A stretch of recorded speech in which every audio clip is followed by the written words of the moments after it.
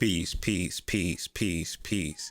It's the Hood Mystic representing www.hoodmystic.com here with another video today where we'll be discussing the energy of the Orisha Olokun and how to effectively and easily increase our wealth.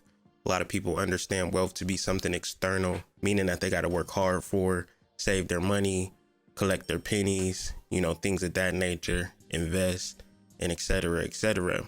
Well, within this conversation, we'll be dealing with the internal concept of wealth that can be found in the personification of Olokun. And Olokun will be signified as the subconscious mind. Now, a personification means an abstract quality such as the subconscious mind, and we'll be utilizing the figure of Olokun to represent it. Now, we'll be referencing the book, The Power of the Subconscious Mind by Joseph Murphy.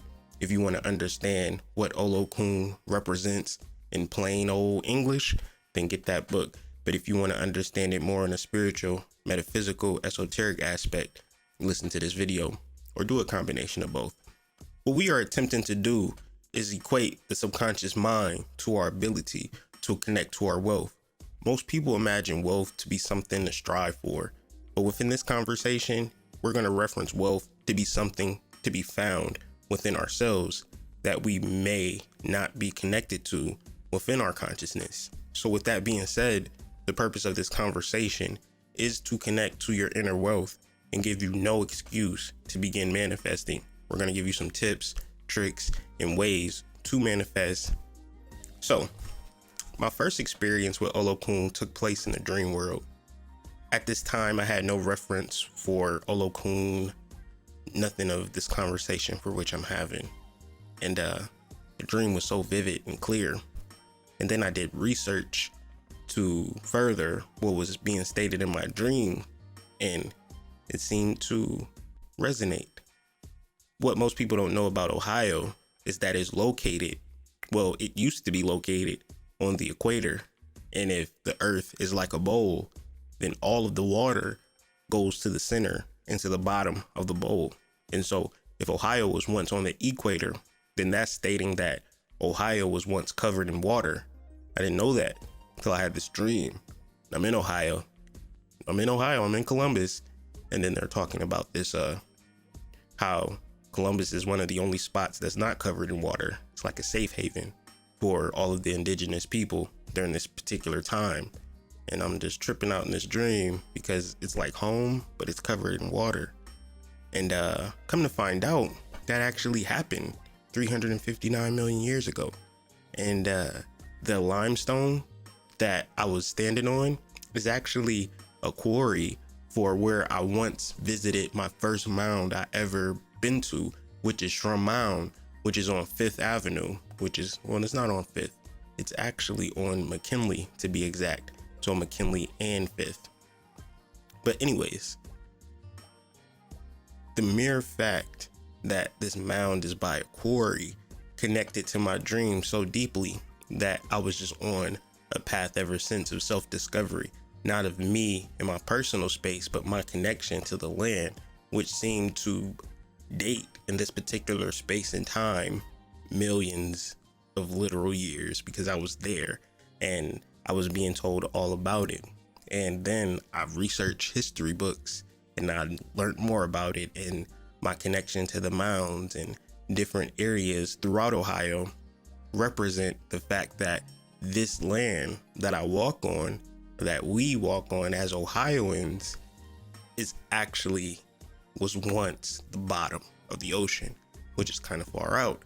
And I was just thinking like, man, this is a crazy dream. And, then I seen all the waters kind of recede, and then the waters formed into the Ohio. And then from the Ohio River, I seen the waters move into the Gulf of Mexico, then spread throughout the Atlantic and Pacific Oceans. But what was in my mind was that it all started from where I was standing.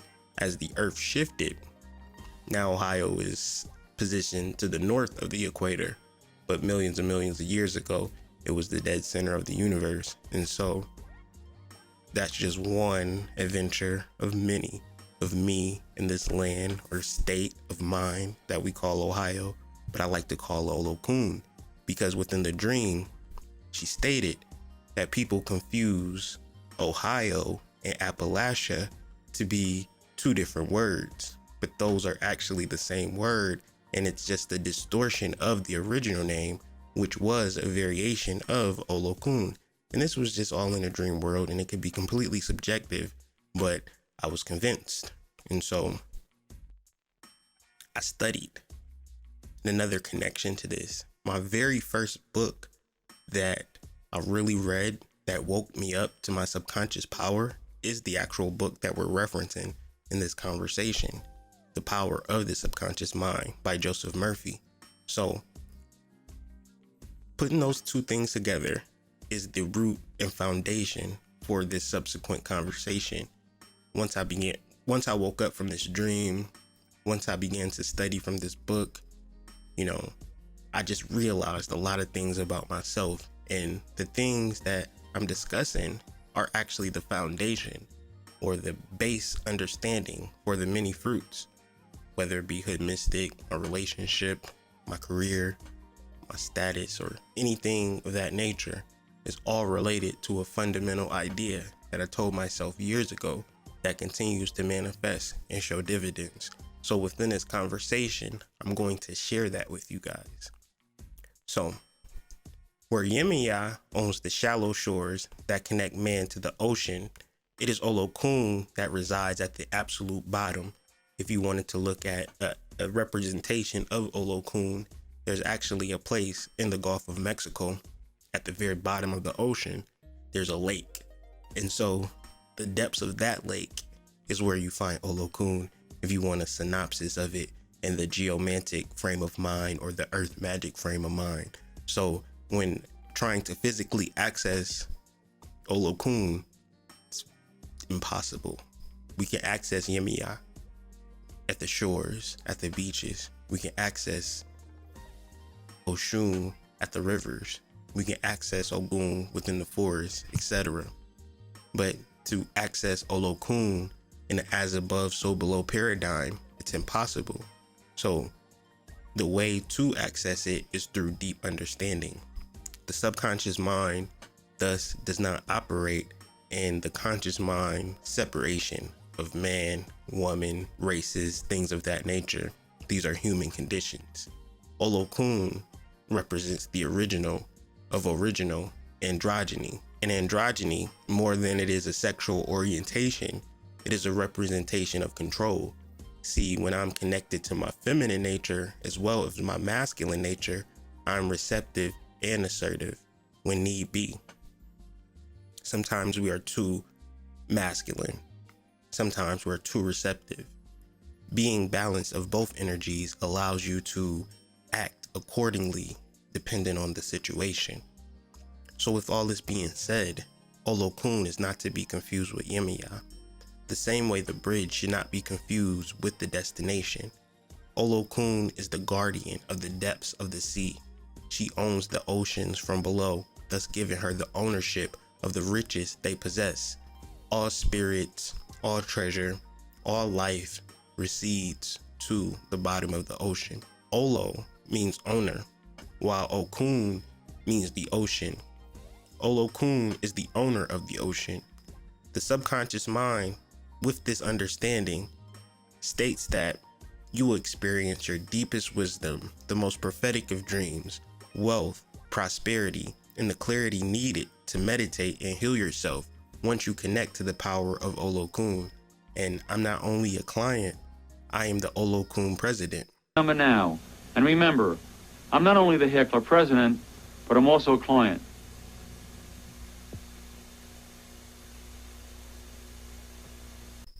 So I'm not speaking from a matter of study.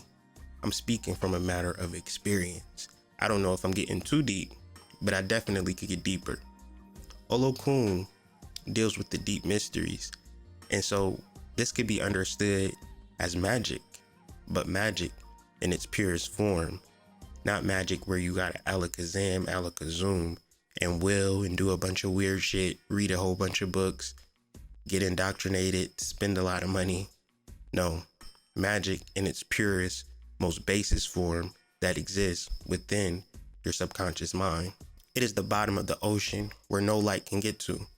So no matter how smart you get, no matter how many books you read, you'll never get to the bottom of the subconscious mind. No matter how much stuff you do, doesn't really matter when we're dealing with the internal power, because within us all lies a consciousness that we cannot perceive. And through a lot of conversations, we will talk about darkness, evil, or the shadow side. And all of these things just means that we cannot comprehend what we cannot see or fathom. What Olokun teaches us then is that our darkness is actually a treasure, but we have been taught to be afraid of our deepest self. We are more comfortable with one foot on land and another foot in shallow water. Give me all the aesthetics of spirituality, but I don't want nothing too deep. But we want to appear deep because we have that one foot within the shallow water. But when those waters rise and splash the shores and take over us in the forms of hurricanes, tsunamis, and floods of emotions, we have to understand that force does not come from the surface. That force comes from the depths. In this relationship between Olokun and the Orisha Oya, we have a video on Oya coming real soon. Olokun is necessary for power and status and is petition for material wealth. Cowrie shells are a medium for the Olokun, which represents money and the wealth of the sea. One thing about me, you probably have never seen me without my cowrie shells on, because I'm a child of Olokun. I didn't petition Olokun. Olokun petitioned me. And I don't say that out of ego. Sailors would give offerings of shells to Olokun and the ancestors within the sea before departing on long voyages. Olokun, thus, is for seafarers, which would be today's modern day busy people who feel that their life is better served traveling, doing things from here, there, and everywhere. These are all children of Olokun. And maybe you haven't tapped into that energy as of yet, but deep within you, traveling and seeing the world is something that you want to do. The actual realm of Olokun is the land of the dead. All animal remains eventually drop down to the bottom of the ocean, and they call this marine snow. The bottom of the ocean is called the abyssal zone, and covered in white flakes that provide sustenance to thousands of creatures. When we are able to bring into existence the connection between our subconscious mind and our treasure house within us, then we will realize that all wealth is a matter of internal work and not external work. Your subconscious mind, if connected to your conscious mind, can bring more power, more wealth, more health, more happiness, and more joy by learning to contact and release this hidden power within yourself. You need not acquire this power because you already possess it, but you need to learn how to access this power. You want to understand it so you can apply it. Most of us work so hard just to see our resources go as soon as we receive them.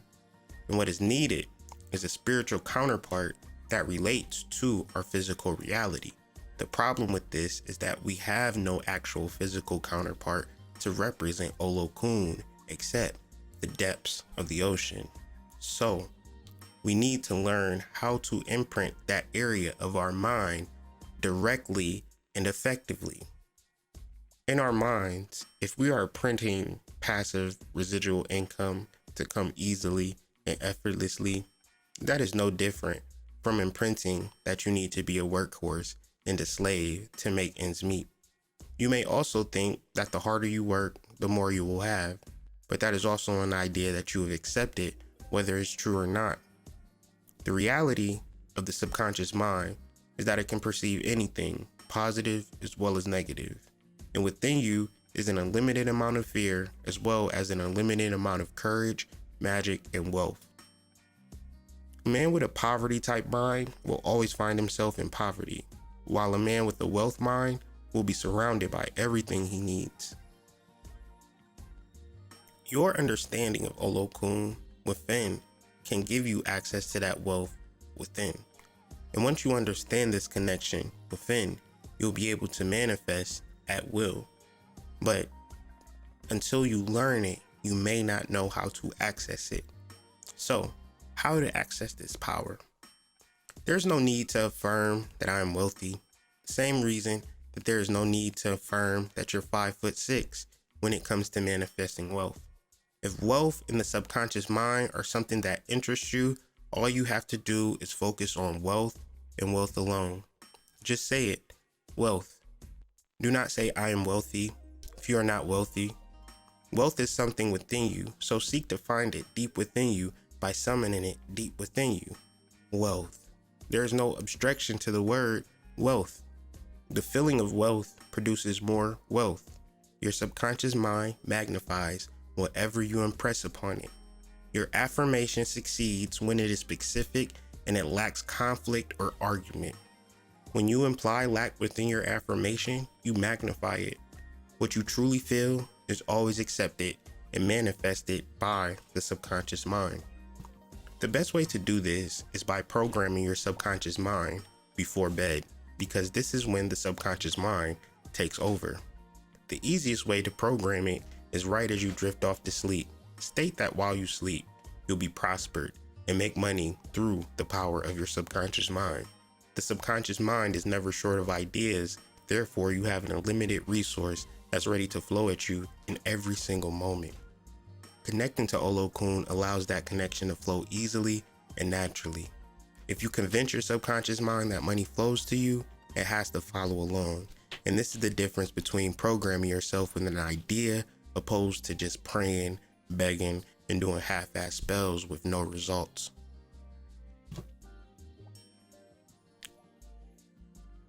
Abandon the idea of competition and limit.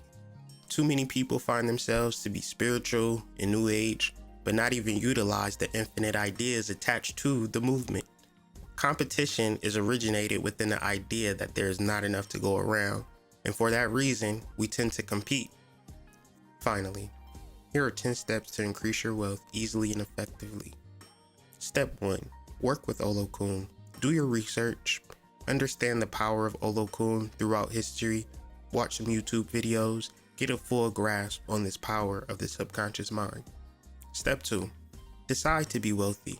Understand that wealth or poverty are decisions that we make, not by thought or word, but by action.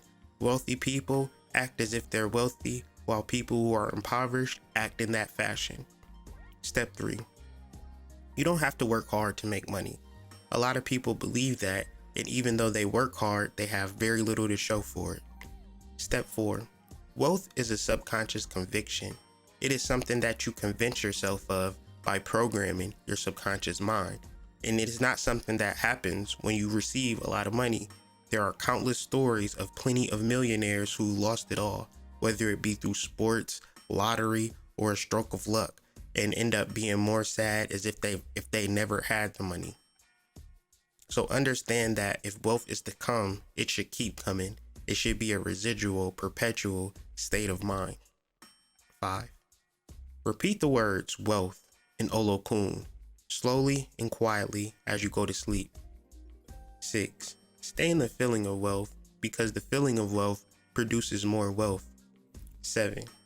Learn to establish a connection between your conscious and subconscious mind through working with the dream world.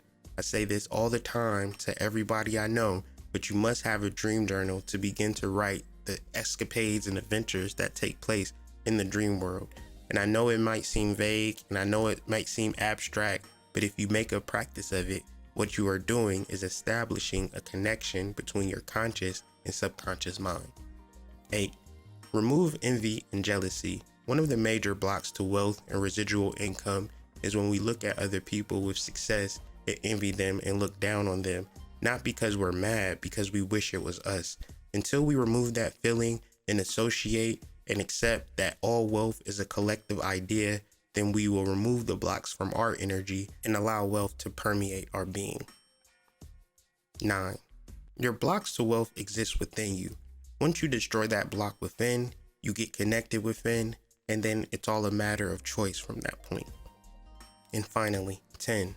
Your success is found in the creative plane and not the competitive plane. So ultimately, as long as you stay creative and create things and get better at your creations, sooner or later, you will manifest at will. But do not create for the sake of manifesting, create for the sake of connecting to the divine. I hope this video was helpful. If you would like more of this content, please share this content. Please subscribe to my channel. We have referred to The Power of the Subconscious Mind by Joseph Murray. Also, The Law of Opulence by Wallace D. Wattles. Be sure to check out my book, How to Read Natal Charts Easily Effective, a workbook that helps you understand your birth chart in your own language. I have all of the links provided in the descriptions. If this video really resonated with you and you took something from it, could you please leave a comment so people can see? I appreciate all your support and participation. This has been another Hood Mystic presentation. Peace.